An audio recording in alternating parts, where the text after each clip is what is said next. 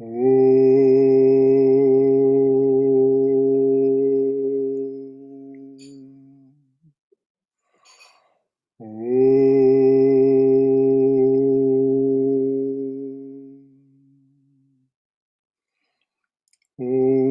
Sahana Vavatu Sahano Bhunaktu Sahaviryam Karavavai Tejasvina Vaditamastu Ma Vidvishavahai. Om Shanti Shanti Shanti. May the Divine Being look over us lovingly as a mother and father. May the Divine Being support and nourish us as a mother and father. May we have the strength and skill to study together the art of spirituality. May no misunderstandings arise amongst us. Om, peace, peace. Peace be unto us and to all beloved beings everywhere. So we're pretty far along in the talk Realization, chapter 8 of Swami Vivekananda's Jnana Yoga. And before we begin, is there anything, so to speak, left over from last time that you'd like to ask or comment so that we start on a solid footing of understanding? Anything at all from anyone? All right. I'll start with the phrase, religion is not in books and temples. It is an actual perception. Only the man who has actually perceived God and soul has religion. There is no real difference between the highest ecclesiastical giant who can talk by the volume and the lowest, most ignorant materialists. We are all atheists, let us confess it. Mere intellectual assent does not make us religious. Take a Christian or a Mohammedan or a follower of any other religion in the world. Any man who truly realized the truth of the Sermon on the Mount would be perfect and become a god immediately. Yet it is said that there are many millions of Christians in the world. What is meant is that mankind may sometime try to realize that sermon. Not 1 in 20 millions is a real Christian. So in India, there are said to be 300 millions of Vedantins. But if there were 1 in 1,000 who had actually realized religion, this world would soon be greatly changed. We are all atheists, and yet we try to fight the man who admits it.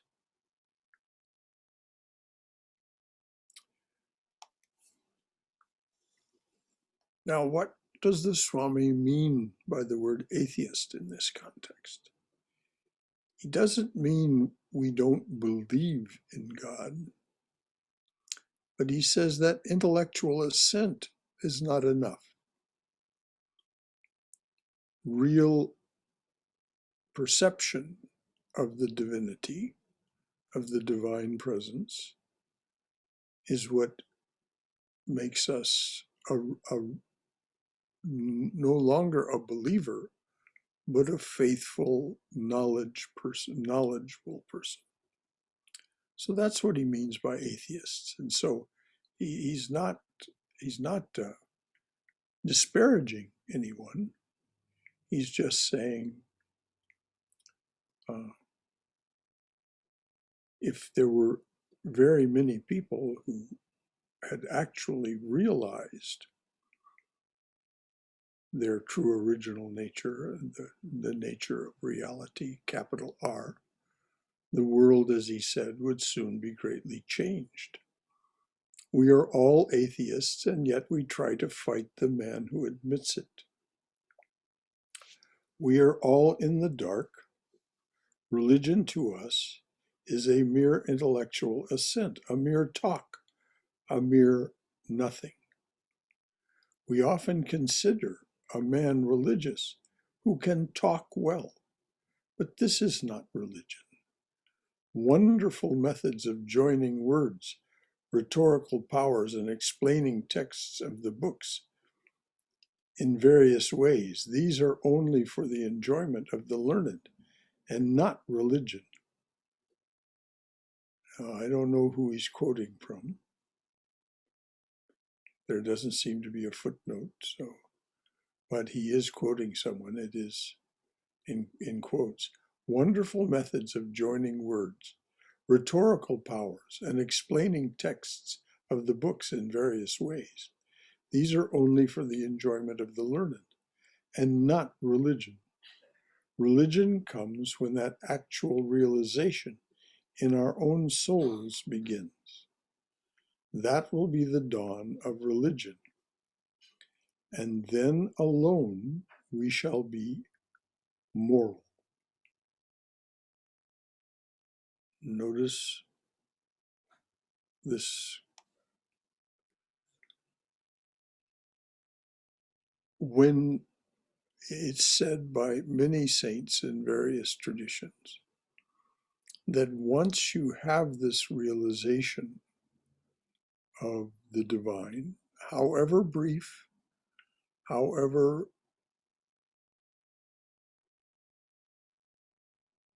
it was just a part of one day, it's transformative. And so our hunger grows for that.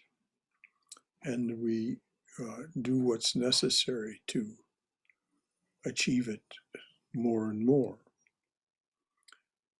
And when that happens, we spontaneously leave behind us those things that would be classified by the Swami here as not moral. We become moral by simply manifesting the morality that exists within the divine presence, the living presence of the divine. Is there any lack of clarity about any of that? Is there anything that wants to be asked or said?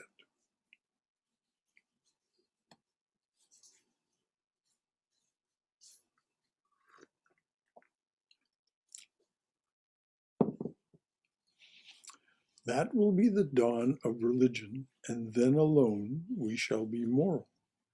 Now we are not much more moral than the animals. We are only held down by the whips of society. If society said today, I will not punish you if you steal, we should just make a rush for each other's property.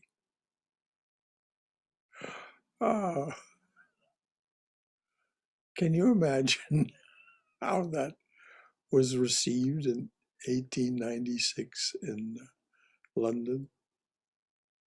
We are only held down by the whips of society. If society said today, I will not punish you if you steal, we should just make a rush for each other's property.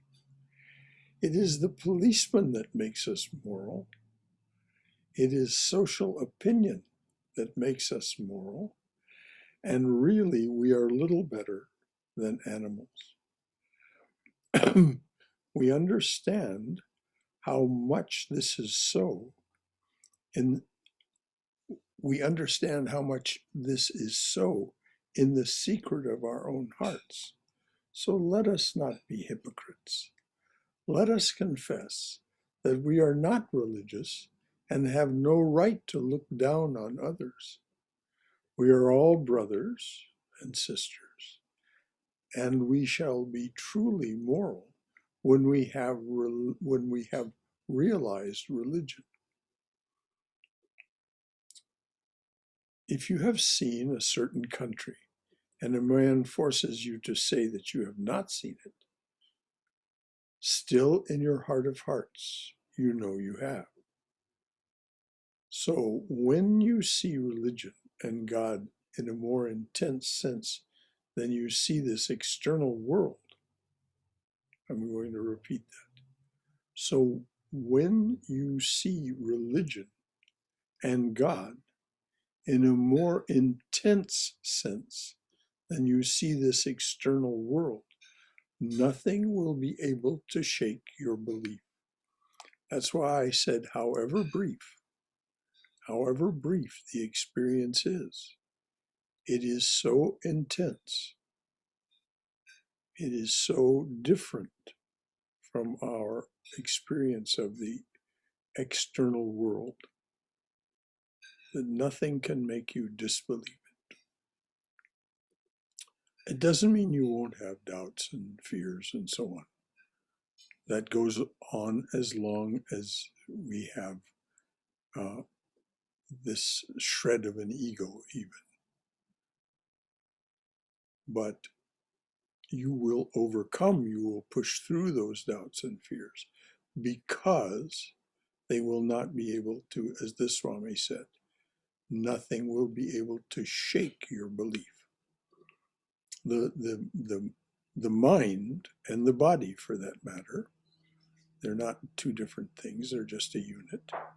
The mind and the body, as a poet says, hold us for ransom.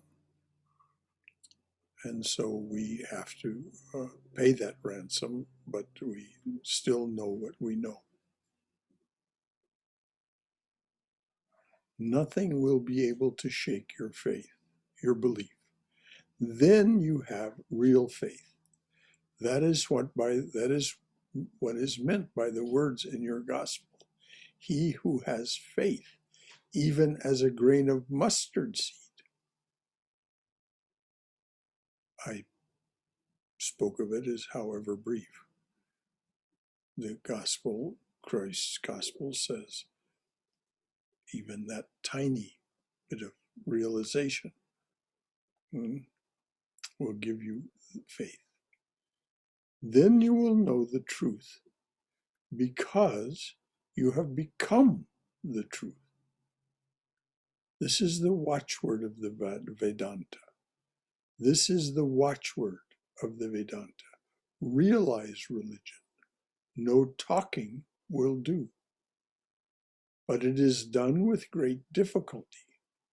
He has hidden himself inside the atom, this ancient one, who resides in the inmost recess of every human heart. The sages realized him through the power of introspection and got beyond both joy and misery, beyond what we call virtue and vice, beyond good and bad deeds, beyond being and not being. He who has seen him has seen the reality. But so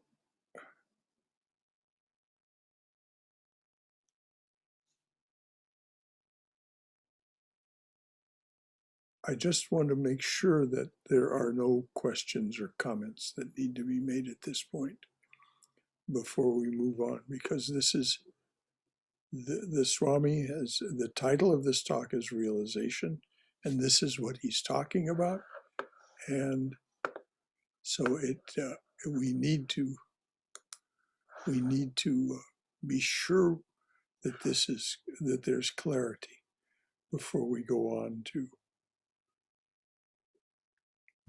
Brother Shankara? Yes, Swami. I have a comment. So in the previous page, when he says that it is social opinion that makes us moral, and really we're a little better than animals, we understand how much this is so in the secret of our own hearts. That statement becomes more powerful and clear the more we do spiritual practice, whether it's meditation or attending lectures, reading. But until then, we kind of like an automaton follow the societal rules without thinking. The more we think, I think it becomes clearer. Yes, absolutely. And it is when we are the witness of what's going on with the mind and the body, and for that matter, the shallower aspects of the intellect, then we see that we're really very basic in our nature. We're very simple, as John Dobson pointed out in that talk that was given last Sunday. The basic imperatives of the mind-body complex are eat, breathe, and procreate. Now, that's not a whole lot different than animals, and that's what the Swami is talking about. But as you say, through doing spiritual practice and becoming more clear about what it is that's going on in your mind and body, then you see, there is something that is witnessing this. There is, and over time, you become convinced that that's who you are and not this eating, breathing, procreating machine. Thank you, Swami. Thank you, Brother Shankara. Anything else? Yeah. So, Brother Shankara, when Yes. it comes, the realization that he's speaking of, is that related to at all the witness consciousness? Seems like it's more than just being in that witness state. Yes. You're absolutely right, Katrina. It is more, because what happens in that, as your mind calms, as you're in that witness state, very aptly perceived, Katrina. When you're in that witness state and you're calmly watching your mind and your body, and therefore the body calms down, the thoughts calm down, spontaneously the truth of your being reveals itself. This is what Swayam meant by doing spiritual practices, is what reveals this. And you're absolutely right when you say it is something beyond the witness state. The witness state is something that we perceive in our awareness, but there's much more to it than just that watching the movie witness. And that's what reveals itself. At first, just for a moment, there'll be a flash of what some people call peak experiences, intuition, whatever it is. But it is, as the Swami pointed out, much more intense than our experience of the ordinary external world, which is the divine. Yes, it is the divine. There is nothing but the divine, but it's diluted and fragmented. And so its intensity is lost. When we are closer to the source, the intensity is there. So you're absolutely right, Katrina. There's more than just sitting in the witness seat. But in sitting in the witness seat, and beginning to understand that this witness awareness is much more who I am than what I'm watching. What I'm watching begins to calm down to the point where Sri Ramakrishna says it becomes like a shy child. The external reality. Okay, thank you. Mm-hmm. I'm glad we're having this discussion. This is exactly what we need before we move on to get these things clear. Brother Shankara, Yes, dear. just another thought came to my mind that, at least in my experience, it's a rather scenic route.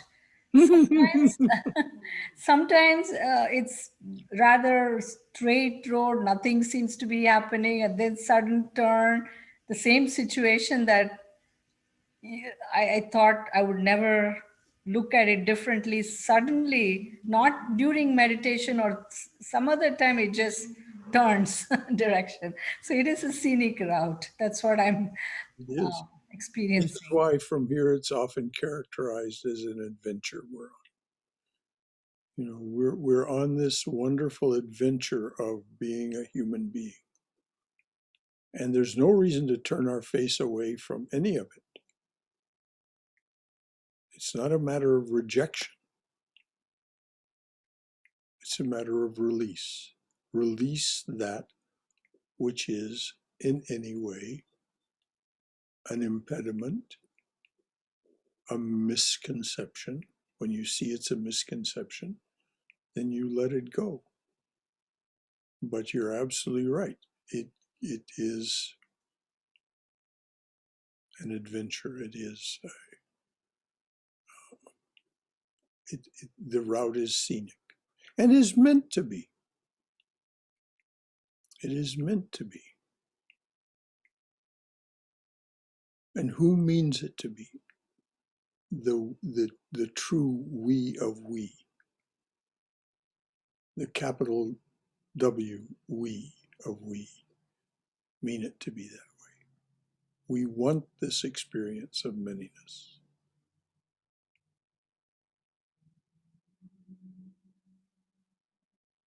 It's not something that's forced on us in any way. Thank you, Brother Shankara. Anything else from anyone? Brother Shankara? Yes. It seems like over the past few weeks, going back to Nachiketas, that he has been building a case for where to look. Yes. So, and as the story of Nachiketas tells us, that we really have to want it more than anything in life and anything in the afterlife. It has to be our number one goal. Then he moves on to tell us that the world exists and the others do not. Then he tells us about religion and what it is and what it isn't. And then he drops a truth bomb right here on the top of 160 and says, he has hidden himself inside the atom, the ancient one who resides in the innermost recesses of every human heart. And it just... Good catch, Dennis. Good catch. That's exactly it. That's my comment. Just an observation from the last few well, weeks. you really nailed it. You really nailed it.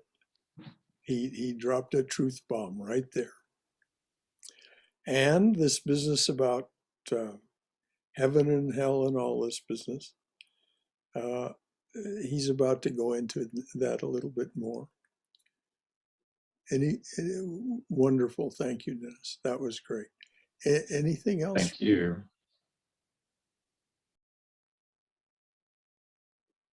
All right. So I'll go back to what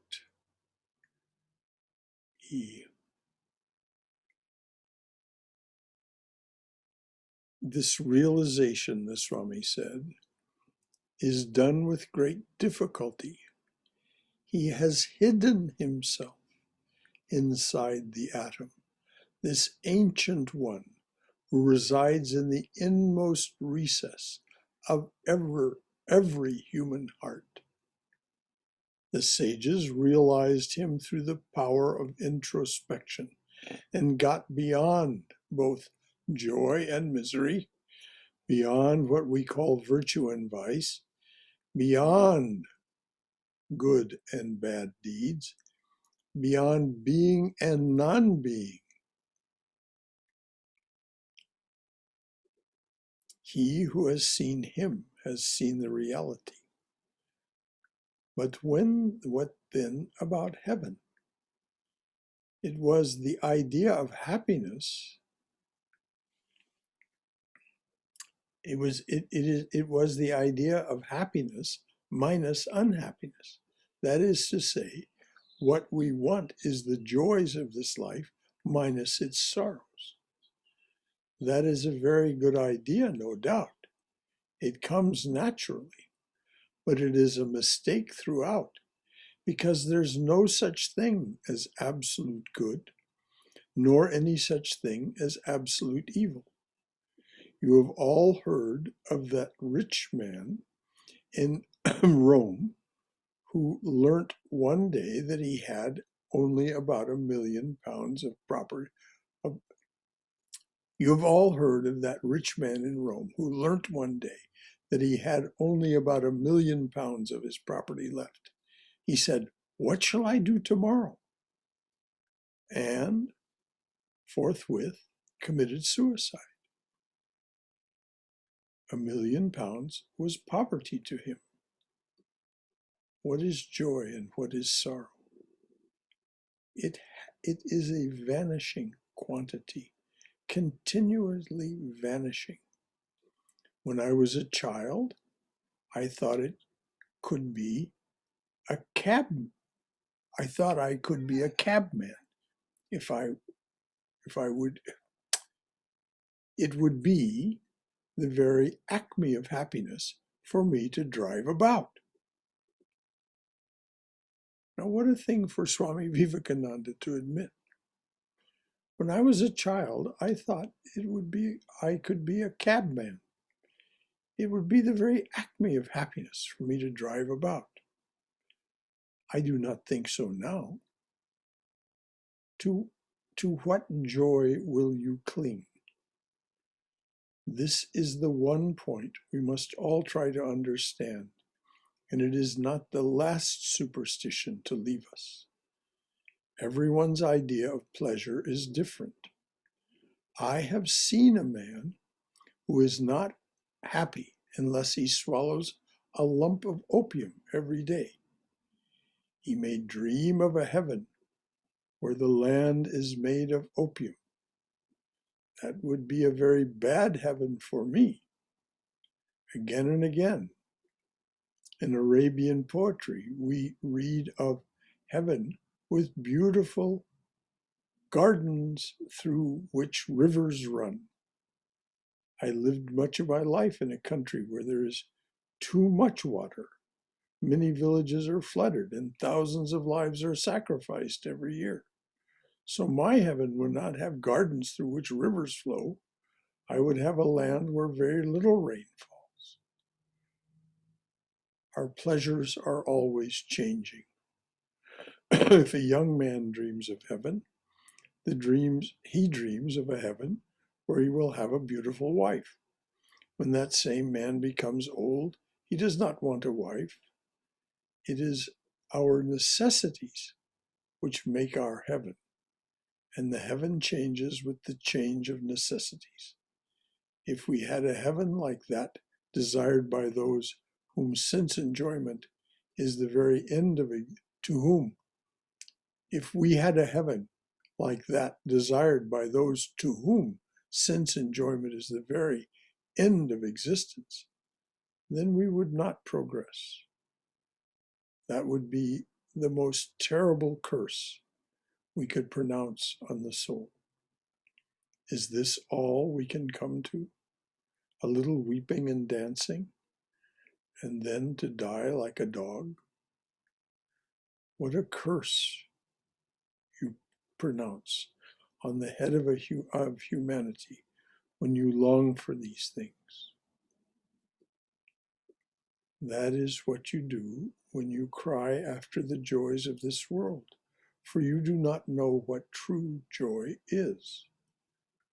What philosophy insists on is not to give up joys, but to know what joy really is. The Norwegian heaven is a tremendous fighting place where they all sit before Odin. They have a wild boar hunt and they go to war and slash each other to pieces.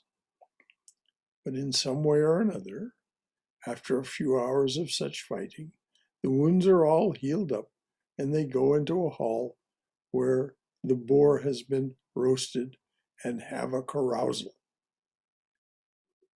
And then the wild boar takes form again, ready to be hunted the next day. That is much the same thing as our heaven, not a whit worse, only our ideas may be a little more refined. We want to hunt wild boars and get to a place where all enjoyments will continue, just as the Norwegian imagines that the wild boar is hunted and eaten every day and recovers the next day. Now, philosophy, and by this he means Vedanta. Now, philosophy insists that there is a joy which is absolute, which never changes. That joy cannot be the joys and pleasures we have in this life, and yet Vedanta shows that everything that is joyful in this life is but a particle of that real joy, because that is the only joy there is.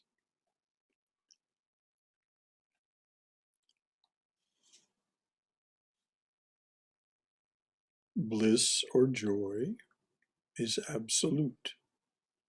Everything that we taste of joy in embodied form is, as I said earlier, fragmented, diluted.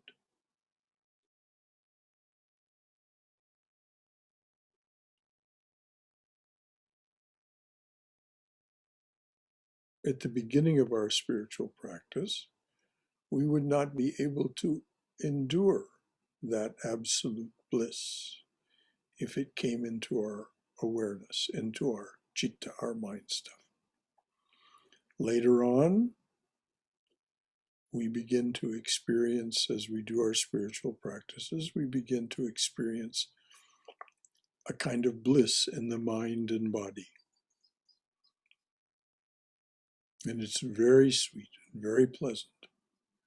But as Vivekananda says, don't stop there. Don't stop there. He was asked that question. I've begun to experience this real bliss. Shall I stop here? No, he said. To stop there would be an impediment. And so the Swami used the word refine. Our spiritual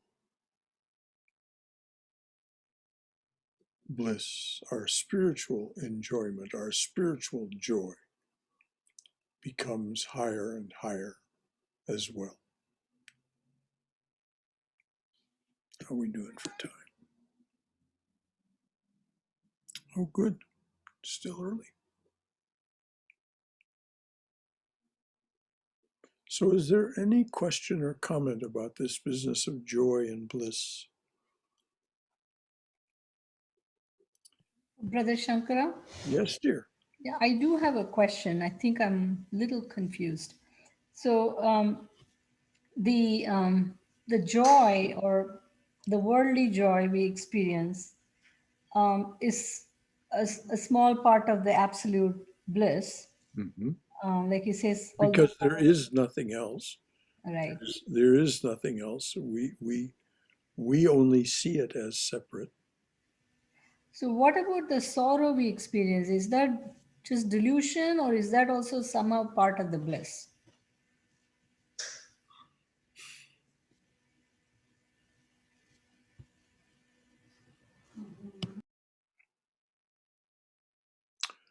sorrow, the everyday experiences of joy and sorrow are part of the duality. When we begin to penetrate beyond the duality into the reality, which is non-dual, not as Swami Yogeshananda used to say, consciousness is primary and is not plural. So our sorrows and our miseries are just part of this that you were describing earlier.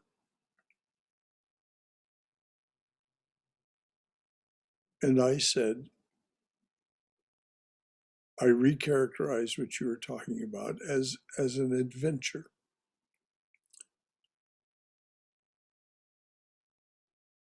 You can say that the sorrows and the misery are part of the absolute knowledge, or the absolute knowledge.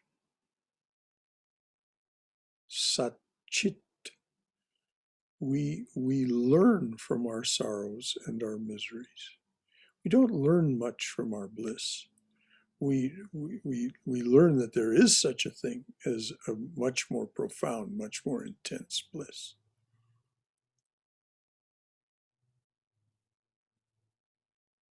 But no, the sorrows aren't part of the bliss. I would say, if I had to say where they fit into Satchidananda, which is the catch-all word for Brahman or Atman, they would fit into the Chit aspect, the knowledge Brother aspect. Shankar. Sorry, I didn't know you were going to. It's okay. I was saying you tied together beautifully the previous question and this one. Thank you so much. Anything else from anyone? Yeah, Brother Shankar, this is Somesh. Yes, Sumesh. Yes. So, isn't joy, isn't like, okay, so joy and sorrow we experience because of the external factors. And also, if we become conscious, we can create joy. What I mean is that, if I'm trying to decorate my house and things fall apart, for my son, he may be happy just saying, "Oh my God, things are falling," So, and for me, it may be sad. But if I'm conscious that, hey, this is what happened, it happened, and I create joy. So, isn't that? I mean, I'm not really clear on bliss, but joy, if I'm conscious about it, if I'm aware about it, how I'm experiencing, I can create joy at any moment. Isn't Yes, that? and there are many ways of intellectually and mentally and physically creating joy. Yes. Many ways. As the Swami says, those arise and vanish. Arise and vanish. What is it that does not vanish? And the only way to find our way to that reality is to turn within, to turn away from not condemning or judging or saying bad and wrong to the external, just saying ultimately fruitless, ultimately not what I'm looking for. So I turn inward and I find something very different. Now, I don't, as the Swami said, it is with great difficulty because we are such a bundle of the genetic material that John Dobson referred to on Sunday. We are such a bundle of samskaras and vasanas, as Sri Krishna talks about. And the gunas are constantly working on all of those things, the genetic material and our mental impressions, which are called samskaras or vasanas, Jill Bolte Taylor calls them neural loops. So there's all this that's going on that strives to capture our attention. Why? Why does it do that? Because its self-importance depends on it. So unless we are outwardly directed, it is not participating. And this is what we begin to witness as we develop this witness awareness, that all of this external activity is self-perpetuating, is not the you of you. It is something that is happening in your presence. Your body, your mind, even the shallower aspects of your intellect. By shallower, I don't mean anything negative. I just mean there's beyond the intellectual pursuits and the artistic pursuits and so on that are so much a part of our intellect. There is something far deeper. And once again, something that does not vanish. So the joys that you speak of and the sorrows that you speak of, Somesh, are part of the ever-changing, arising and vanishing landscape produced by the three gunas as part of Shakti, as part of the divine energy in vibration, in action.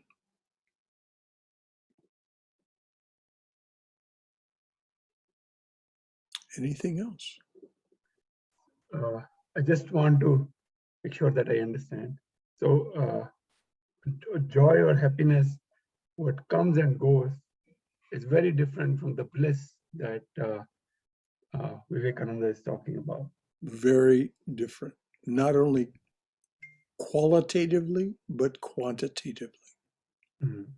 And the only way to discover what it is that he's talking about is to turn within, to turn your awareness and your attention from the external. And that's what the four yogas are all about. They are each a technology for turning your attention within. We've just been studying the Jnana path for the month of April. Mhm. The Jnana path is a way. It's a difficult way because it is so austere. If truly practiced, it's very powerful and very successful. But most people do not have the capacity to live that way because these are actions that we take. They're not just thoughts we think. So to live as a jnani is very austere and very difficult. We're about to take up the Bhakta's path, Bhakti Yoga. May will be a month for the study of Bhakti Yoga. And the first thing we're going to talk about on this coming Sunday is the Bhakti's way of meditation. How does a bhakta, how does someone practicing bhakti turn their attention within? And it's not easy, but it is a great deal easier than the Jnani's way. Or the pure, or Yes, the pure Ghani's, or the pure Jnani's way. right. Well, we all have to partake of something of jnana. There's true. Right. I just wanted to slip that in. But I was thinking this morning during my quiet time, I actually had this thought about joy, bliss, that pure bliss, Mm. which is what, pure joy is. And it was, I had a thought that was kind of like a picture in my mind. It was almost like all of existence is like a sphere. And in the center of it is that pure bliss. Hmm. And that is, it's like the center of our being is our heart center. Hmm. Speaking of bhakti. And that it has this, we were talking on Sunday, the equations of Maya, we were talking about gravity among other things, but that this core of the center of everything, it's not only the center of everything, it's the center of each apparent individual, like us, or the middle of a flower or a tree or an animal or anything. Our planet is this, it's the center, and it has it's the gravitational, it pulls, we're always being pulled toward that center. And the farther you go out from the center, till you go all the way, like I was thinking about the earth, all the way to the outer edges, things get a little raggedy out there. Hmm. We're farther away from the source, but it's still always there, and it's always pulling on us to come within, which is what you were talking about a few minutes ago, turning within. And it's not like we can shut everything out, because we are living in this dual experience right now. And we can appreciate every bit of joy and happiness that we experience as, oh, that was a taste. That was a taste. Yeah. And we can enjoy it to the fullest. No reason to shun it. Just don't seek it. Don't make sure that you're not chasing after it. But It's a will o' the wisp. I also want to say, though, about Samesh was talking about, the joy and, what is, about sorrow, where other people are, or the opposites of bliss or the opposites of joy. That the farther we get away from the center, the pure bliss, it's like the suffering we experience. It's almost like, when you're driving out in a rural area and you're listening to a radio station, and as you get farther from it, it starts to distort. It's still the same signal, but it starts to sound awful until you finally just turn it off or find a station that's coming in clearer. Mm-hmm. That's a very apt analogy. Anyway, I just want to say that. It's I said that it's that our experience of this action and experience suit that we live in is capable of, on its exterior, its organs of action and perception, is capable of experiencing the absolute only in diluted, fragmented form. If we experience the fullness of Brahman or Satchidananda, or all of a sudden, it would blast us. Our nervous systems would be fried, which is one of the dangers of using drugs, certain intense drug experiences, and also the reason for being very careful about breathing exercises and other forms of pranayama, that unless you're ready to receive what comes, it can overwhelm and even damage the action and experience suit. So, as you said, Sharda, we're drawn slowly and slowly to the center. The attraction is there, gravity, the gravity of the absolute. Lovely. But no reason to have a bad attitude toward anything that happens along the way. It's an adventure, and an adventure is going to have its pleasant aspects, its unpleasant aspects. Sometimes the road will be smooth, sometimes it will be bumpy, sometimes you're going through the thorn patch.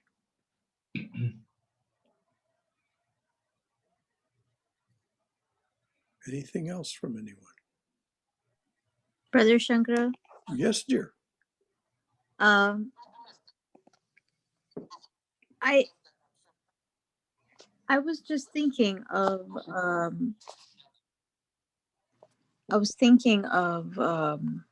what Sri Ramakrishna says about the jnani and the vijnani, Mm-hmm. and the sense that he says that the vijnani has drunk the milk, enjoyed it, and all the while knows that it's mother's play. And this, this, what you were just saying, basically, about you can be in the world and just know that it's all, everything that you see is God. That's And first an intellectual idea. Later on, it becomes a reality for you. And that is, yeah, as Sri Ramakrishna says, the special knowledge of the Vijnani. yeah, Beyond jnana, beyond the full grace of the bhakta, is this special knowledge that it is all the divine. expressing itself through Yes, the relative. that yes, it is the relative. It is Yeah, relative. because you can't separate the wave from the ocean. Nope. It is both the ocean, but you can't say that it wasn't there either. And the modern physicists are very, very aptly describing the actual operation of this incredibly subtle play of the divine. And the more they discover, the more they find that they need more to. There's more to discover, as which is of course the case. It's infinite. Yeah. And Don Lincoln, the man who's the head of Fermilab and one of the principal researchers at the CERN facility in Switzerland,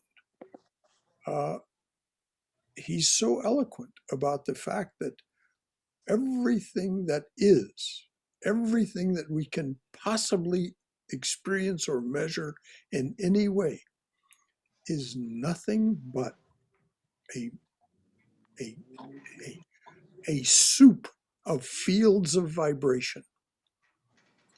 And so, and I don't want to go drifting off in that direction. I could get on the stump and it'd just be, it wouldn't be germane. But I can encourage anyone who wants to know more about this from the intellectual, scientific perspective to look up the writings and the work of Don Lincoln, PhD, head of Fermilab, because it's so satisfying to see that, of course, it's the way it is, the way we experience it. And, the only question that remains for the physicists is, how does this happen? is there an intelligence behind it? Which is why there's an article in the fairly recent edition of Scientific American titled, "Is the Universe Pervaded by Consciousness?" Which is quite a question for the scientific community to be asking. Mm-hmm. Yeah. Anything else, dears? This is exactly what we ought to be doing.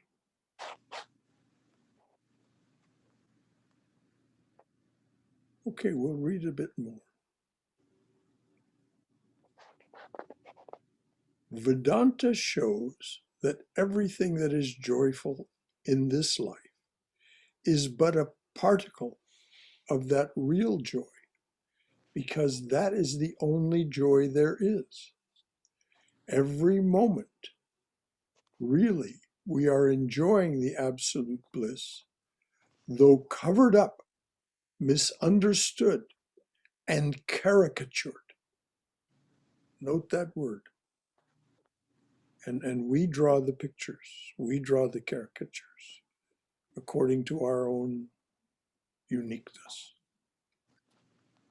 Every moment, really, we are enjoying the absolute bliss, though covered up, misunderstood, and caricatured. Wherever there is any blessing, blissfulness, or joy, even the joy of the thief in the stealing, it is that absolute bliss coming out. Only it has become obscured, muddled up, as it were, with all sorts of extraneous conditions and misunderstood. But to understand that, we have to go through the negation.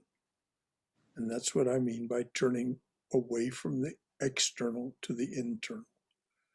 But to understand that, we have to go through the negation.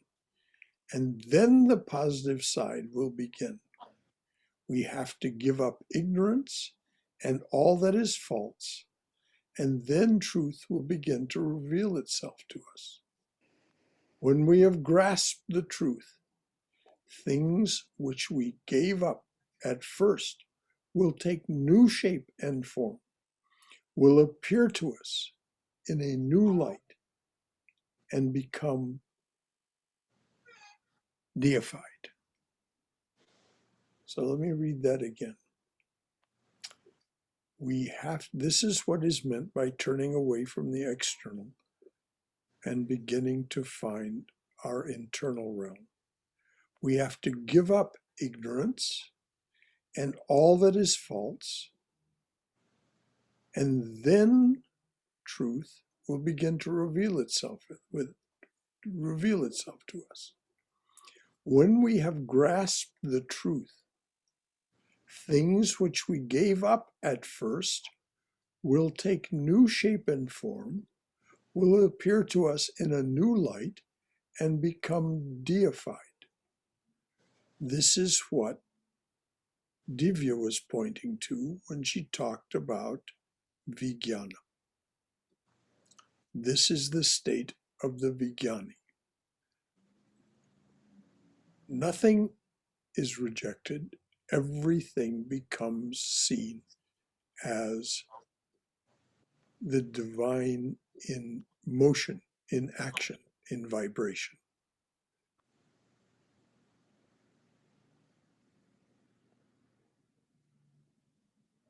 Everything we gave up at first will take new shape and form, will appear to us in a new light, and become deified. They will have become sublimated. And then we shall understand. We shall understand them in their true light. But to understand them, we have to first get a glimpse of truth. Glimpse, notice, he just says glimpse. Because once we get the glimpse, then the gravity of the center, as Sharda was pointing out, begins to pull us even further. Because as Sri Ramakrishna uses the metaphor of a magnet and a compass needle. He says, as long as the compass needle is all covered up with mud and dirt and so on, it can't truly be pulled toward the magnet. But when it's cleaned off, when the compass needle is cleaned off, it immediately points toward the magnet. This is what happens to us, and this cleaning off is what the Swami is talking about. But to understand these things, we have first to get a glimpse of truth. We must give them up at first, and then we get them back again, deified. We have to give up all our miseries and sorrows, all our little joys. Okay, we have just a few minutes. Well, it's actually 9 o'clock, but anything that anyone wants to contribute?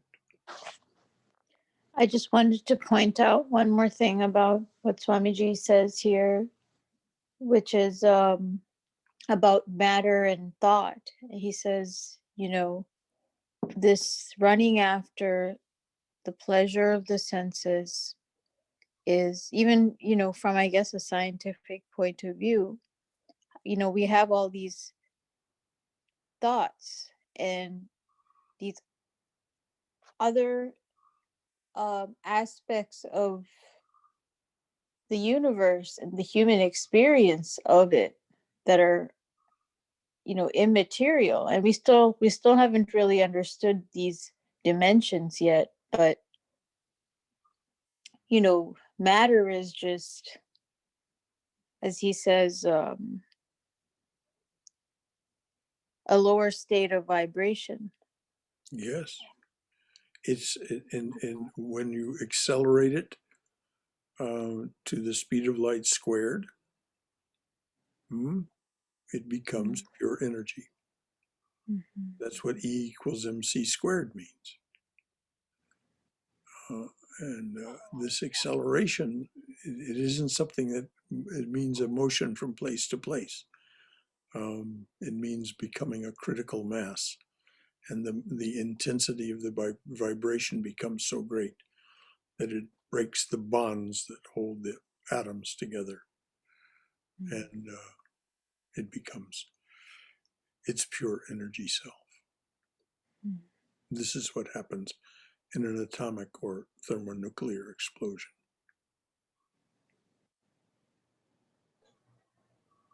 It's incredible to think such a small atom creates such an incredible explosion. Yes. There's so much energy stored there. So much energy stored there. That holds it all together. This is one of those things that Dobson was gesturing to on Sunday. The tremendous energy. He said, you take a marshmallow and drop it onto a neutron star. The explosion will be great enough to destroy an entire city.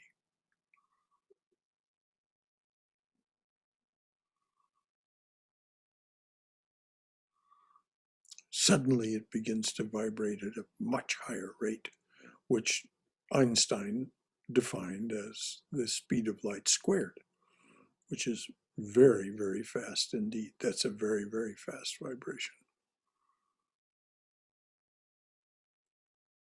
So anything else, dears?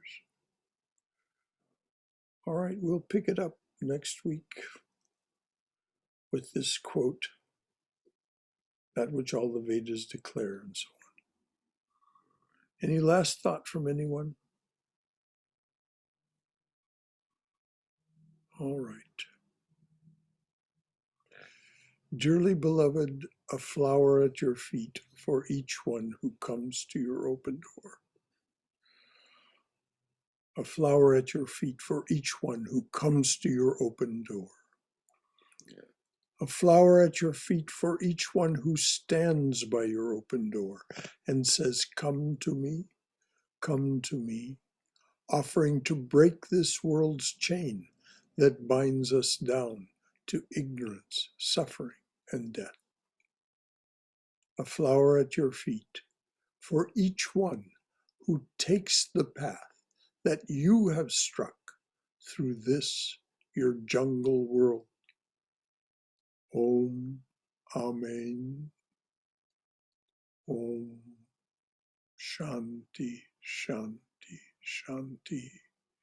Peace, peace, peace be unto us and to all beloved beings everywhere. And Jai Shri Guru Maharaj Ji Ki Jai, Durga, Durga, Durga. May you be safe. May you be healthy. May you be cheerful. May you have peace of mind. And may you go forward in the loving and protective embrace of the Divine Being as our Mother and Father.